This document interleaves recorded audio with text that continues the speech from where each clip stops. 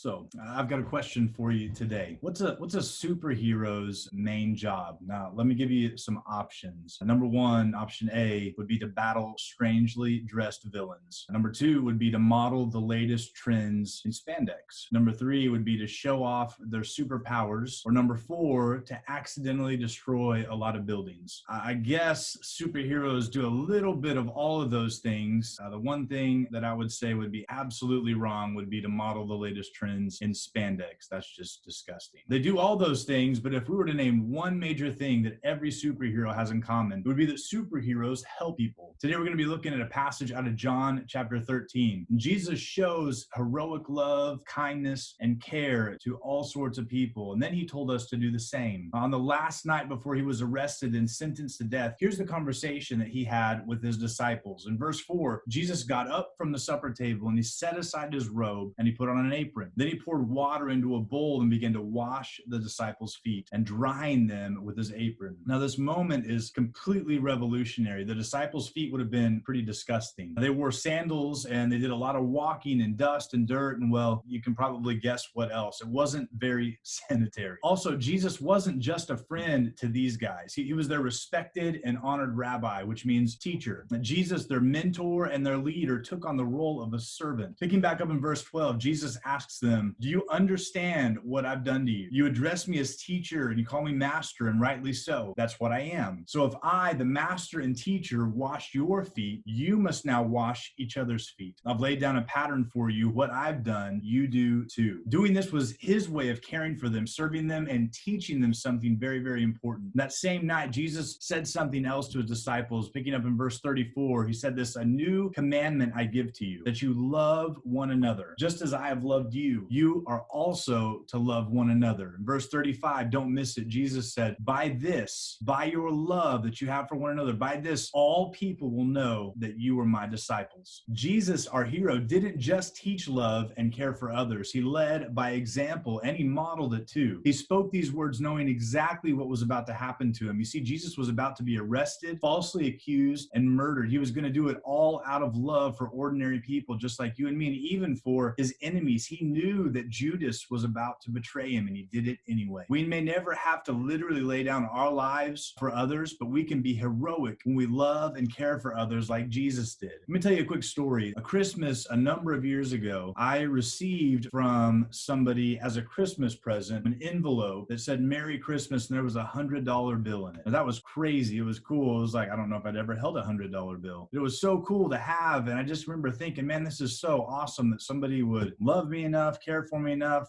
I don't even know if I needed it. Who doesn't? But it was great. I remember thinking, man, God, I'm so thankful that you gave me this. Well, later that day, I went to the gas station, was at a Quick Trip, and I was getting gas, and it was super cold outside. It was like 4.5 degrees. It was freezing, and I'm pumping gas, and there's a lady at the pump over who comes over and says, "Hey, I don't have any money. I just realized I left my wallet at home. Do you happen to have some money? Can you get some gas for me so I can get home to get my wallet?" And I remember thinking, that's kind of crazy. I just received this money that I didn't expect, I didn't deserve, I didn't ask for, and now I've got an opportunity. And I remember reaching into my pocket and just thinking, God, I don't know if this is necessarily the right thing to do, but it feels like this is what you want me to do, what you're calling me to do. And so I reached in and I had it folded up and I handed it to her, and she was incredibly thankful. She said, "Oh my gosh, thank you so much. You don't know what this means." And I turned around and said, "You're welcome, and Jesus loves you." And she took a couple steps and opened the bill up, and she started crying. And it was just an incredible story, just an incredible picture of how God took care of me, and then I was able to pass that on to somebody else, because I don't think that I got that in the first place for me. God's love for me inspired me to do something small but meaningful for somebody else. You see, the love that we're talking about isn't just about buying someone a nice gift. The love we're talking about is deeper because it's sacrificial. That means that you don't expect anything in return. Jesus cared for people to show them the depths of God's love. He didn't hold back until he had a crowd to watch or a friend to film it on social media. I don't even know what that would have looked like. He sincerely cared for the people right in front of him. In that same way, Jesus tells us to do the same thing, because heroes care for the people who are in front of them. So what does that look like for us? Are we supposed to text our friends and say, "Hey bro, let's hang out on Saturday, we'll watch a movie, we'll go to Bass Pro Shop, we'll play some volleyball, we'll eat dinner, and then I'll wash your feet"?